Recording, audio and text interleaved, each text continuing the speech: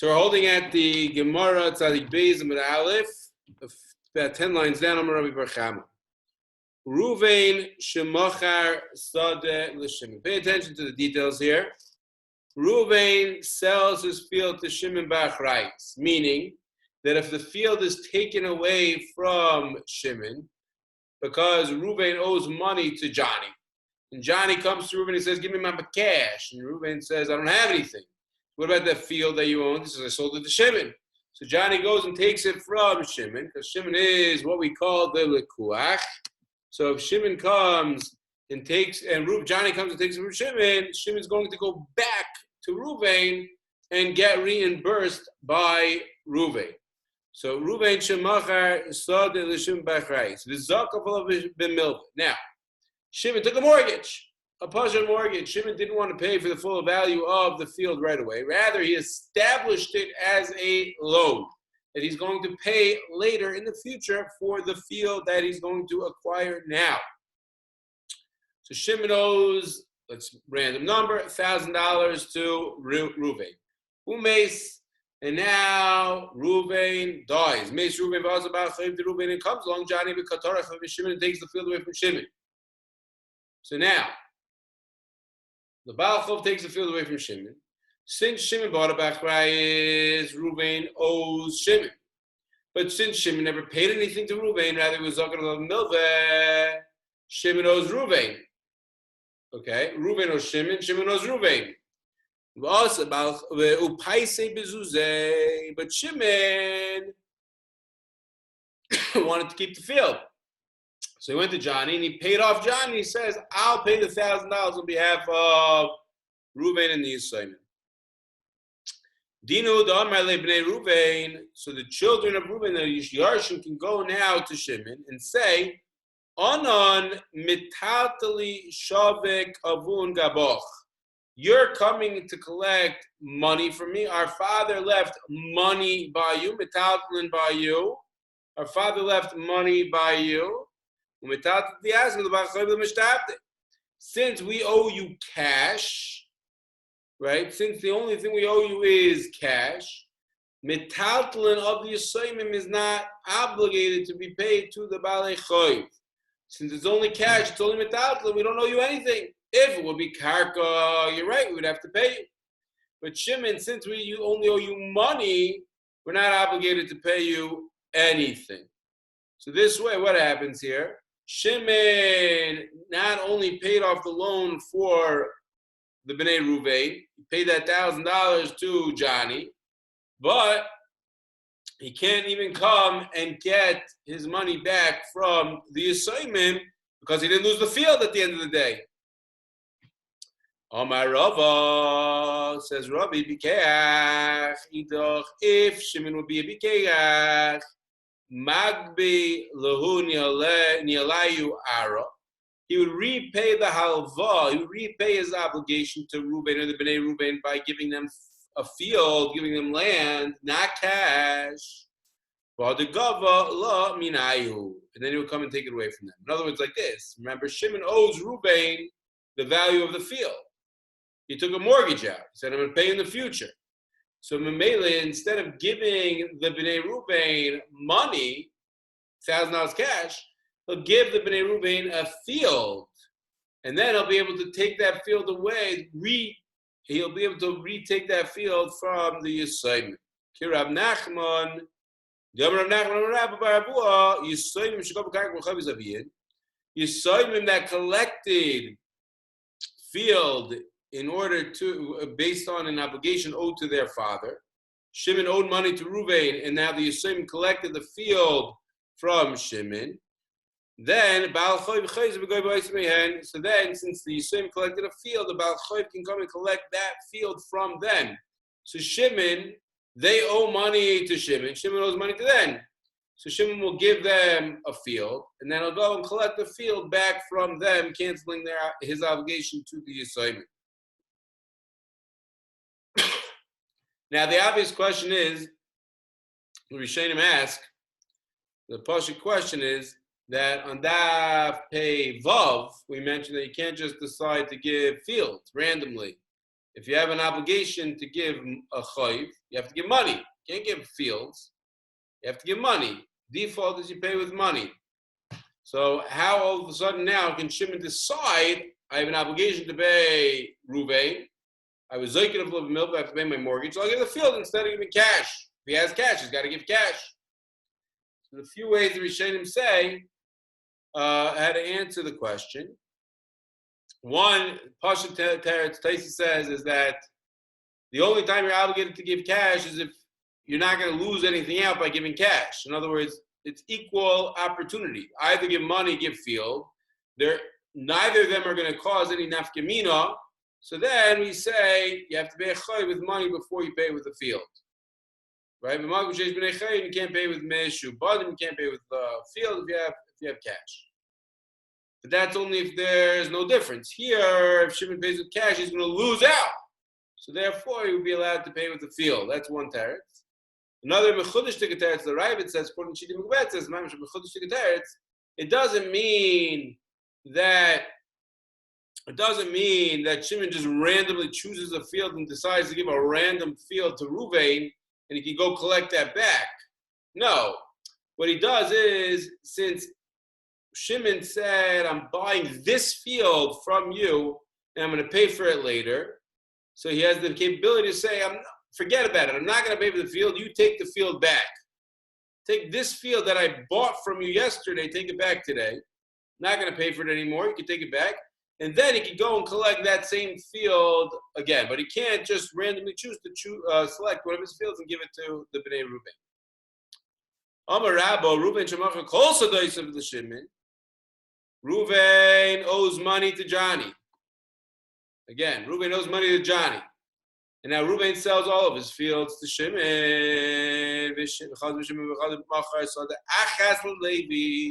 Now of the 10 fields that Shimon bought, Shimon sold one of them to Levi. One to Levi. Now, also Bachov to Reuven, Johnny comes and he wants to collect from Reuven. Reuven doesn't have anything left. Reuven doesn't have any money, he doesn't have any fields, he's got nothing left. So what is Johnny going to do? Well, where are the lekuchos? Where are those 10 fields that you owned? I sold them to Shimon. So now Johnny can collect either from Shimon or from Levi, either from lekuch number 1 or from lekuch number 2. V'lo amaran ela dizabno beinanis. That's only true when Shimon sold the beinanis to Levi. Right? In other words, we have 3 levels of fields. All of the fields are divided into 3 levels. You have Idis, Beinanis, and Zibayis. The best, the middle, and the worst. Right? A Baal Chov normally collects from Beinanis. So Baal Chov's obligation is to collect from Beinanis. So, if he sold the Beinanis to Levi, Shimon sold the Beinanis to Levi, the Baal Chov's shibud is on the Beinanis. So Ratza Mizegoyve, Ratza Mizegoyve. He can either go and collect from Shimon, or he could go and collect that Beinanis from Levi. Aval Zobna Idis Vizibayris. But if he only sold the Idis or the Zibayris, so Matzah Amar Lei, so then Levi can respond, L'hachatarchi Vizbina Ara D'Lechazacha. He can respond, that's why I went out of my way and I sold to you, I bought property that you couldn't take. In other words, go collect the Beinanis from Shimon, you can't collect from me, Levi says, because I only have Idis and Zibayris, go get the Beinanis from Shimon. Beinanis not Miloy Imran, and even if Shimon sold Beinanis to Levi, it's not true. Ella D'Loishavi Beinanis the Gavasah. That's only true if he doesn't. There's no more Beinanis by Shimon. About Shavlik Beinanis the Gavasah, but if he left Beinanis by Shimon, in other words, let's say Shimon had 10 fields, 5 of them are Beinanis, and he sold one of those Beinanis to Levi. So then Levi can say, don't come collect from me, go collect from Shimon. I left for you a place to collect your field from, just like we know if the Baal Chov comes to Ruvain. Baal Chov comes to Ruvain, and Reuven has b'nei chor, and he has 10 fields. He sold 8 of them. So the Baal Chov collects from Reuven. He can't go collect from Shimon because there's b'nei chor, and there's free fields there. He can't go collect from the Mishubadim. So to here, Levi says Shimon has Beinanis by him. Go collect from Shimon. Don't come collect from me. There's a very important Rashi at the bottom of Tzadik Beis Amud Aleph. I won't read it inside. Rashi spells out the sugya of Mamish Amoydik and Rashi. Ratz mizekoi v'ratz mizekoi. Uchid Messiah be'azil dezavin Levi mishimin Beinanis. It's a case where Levi bought Beinanis from Shimon. Sheshibu Baal Choiv allow, because that Beinanis is what the Baal Choiv has a shibud on.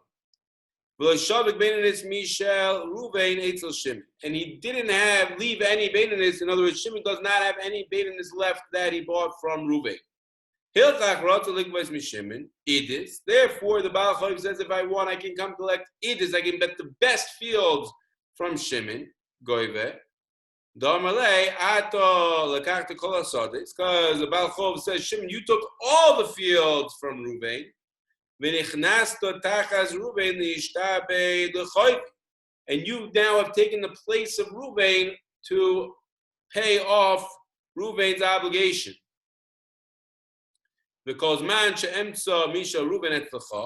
and as long as I find fields that you have some of Reuven's fields by you, Shimon, there,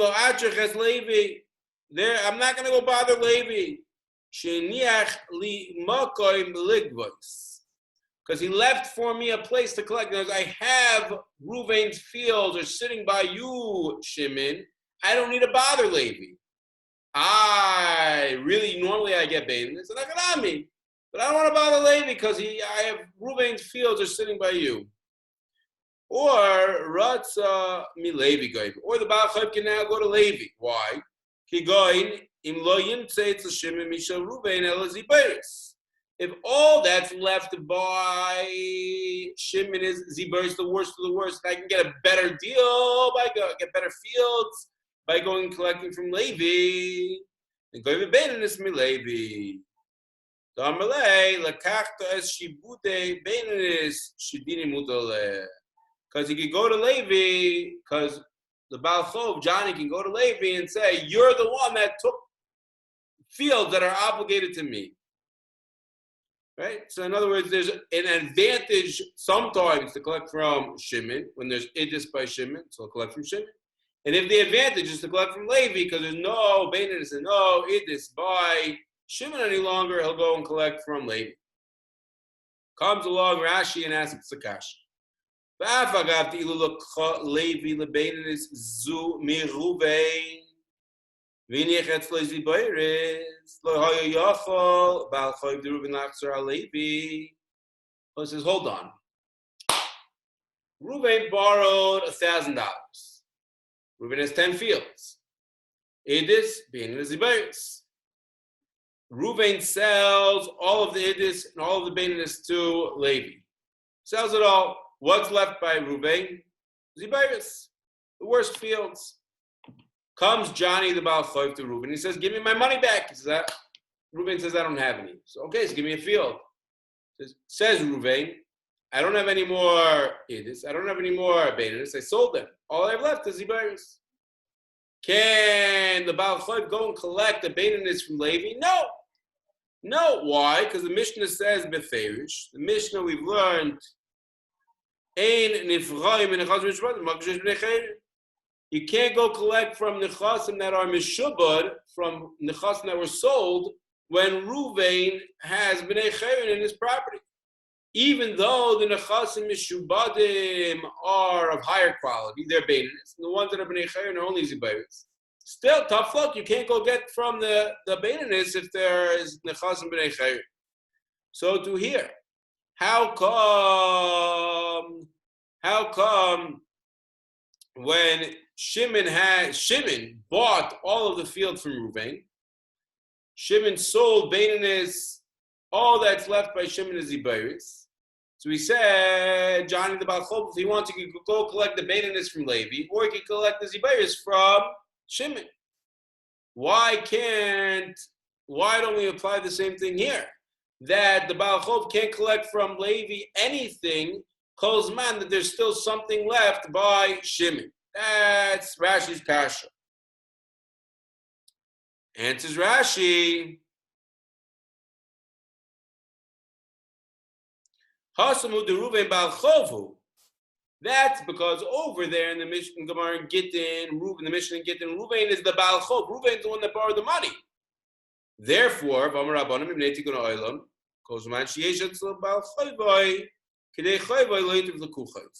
therefore, we said at that you can't go collect from the Lukuchos as long as Ruven has anything left over. But over in our case, Shimon Lab Bal Chovu, Shimon's not the one that borrowed money. Ruven borrowed the money. Shimon is a buyer. He's a lokeach. So since he's already a lokeach, it's only coming to take away from Shimon. So in that case, we could say the Baal Chov can collect either from Shimon or from Levi. But when it's a direct borrower, then you have to collect from the borrower, and you can't go collect from the Lukuchos, even if it's going to cause the Baal Chov to get Zibayis instead of Bainis.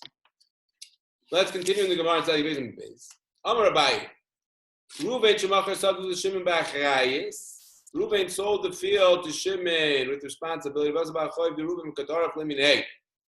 Dinu the Azar Ruven Umafzi Leit. Says the Gemara.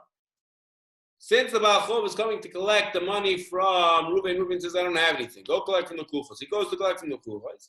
The halacha is Ruven can turn to the Baal Chov and obligate the Baal Chov in any obligation he has. For example, Ruven can say, hey, Baal Chov, you owe me money. Or, hey, Baal Chov, you owe me a shavua. Or, hey, Baal Chov, you have to take care of all these other responsibilities that are between us. Why? And the Baal Chov can't turn to Ruven and say, you're not the person in court anymore. I'm dealing with the Lokeach. I'm dealing with the Shimon. Can't say that. Why not? Why can't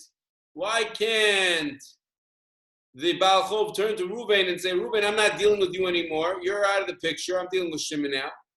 Because Ruven will respond, once you take the field away from Shimon, he's going to come back to me and demand that I pay him for the field that he bought from me. So since I'm still involved in the case, therefore Ruven can now demand from the Baal Chov to take care of all previous responsibilities. Veka de Amri, you can learn it a different way. Even if Ruven sold it to Shimon Shelo B'Achrayis, and therefore Ruven's never going to have to pay any money. In other words, Ruven sold it to Shimon, and even if the field gets taken away from Shimon, still Ruven doesn't have any monetary obligations. Nonetheless, Ruven can still demand a shavua from the Baal Chov. Why? Because Ruven will say, I don't want Shimon to have complaints against me. I don't want Shimon to be upset with me. So therefore, since Ruven has a valid taina that doesn't want Shimon to be upset with him, he can force the Baal Chov to take a shavua. He can force the Baal Chov to deal with previous obligations before the Baal Chov goes and collects the field from Shimon. Amar Rabbi. Ruven Shemachar Sadul to Shimon Sheloi B'Achrayis. He sold the field to Shimon without Achrayis. V'yatzu Olav Asikin.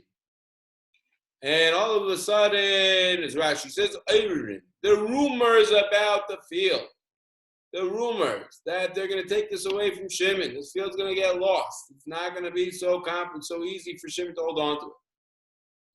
So now Shimon bought it Sheloi B'Achrayis, meaning that if Taka gets taken away from Shimon, Shimon's out of his money. He doesn't get anything back.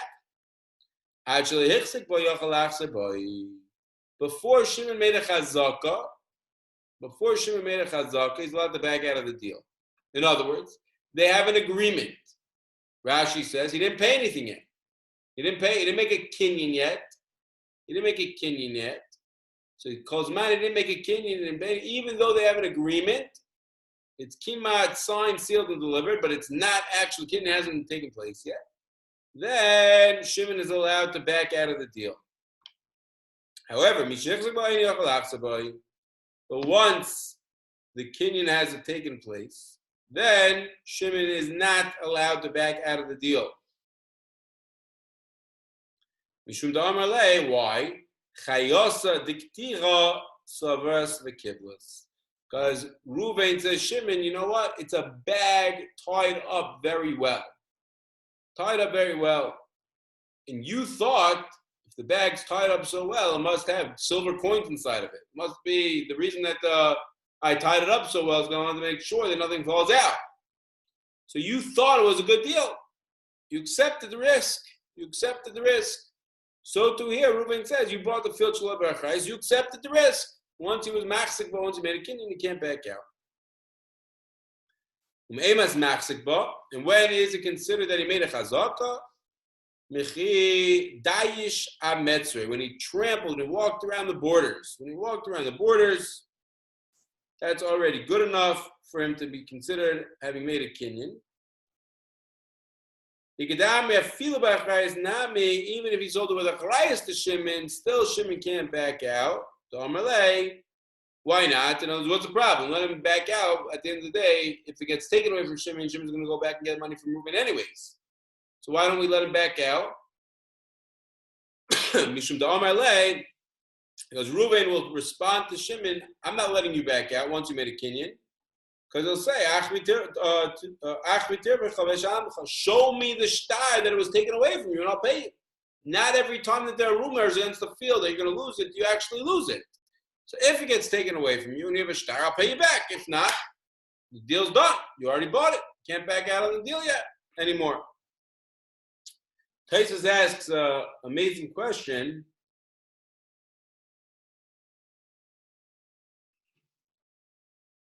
Taisus asks, in the Divrei Maskil, me'emas I have a chazaka, tema. Ma'ika mi baile. What's the Gemara's kasha? Kati lo yashme'inan dine chazaka. We don't know the halachas of chazaka. As man sneezing needs to be fair. Mishnah of Basra. No, go to a part. It's called shu. How is a chazaka? How do you make a chazaka? You lock the door. You put up a fence. You break open the door. Those are considered chazaka. What's the Gemara saying here? Me'emas I have a chazaka. We know the din of a chazaka. So what's the Gemara saying here? So the Gemara Taisus says the hachabai me'emas I have a chazaka echad the yoiv kvar zuzi me'emas I have mahane chazaka.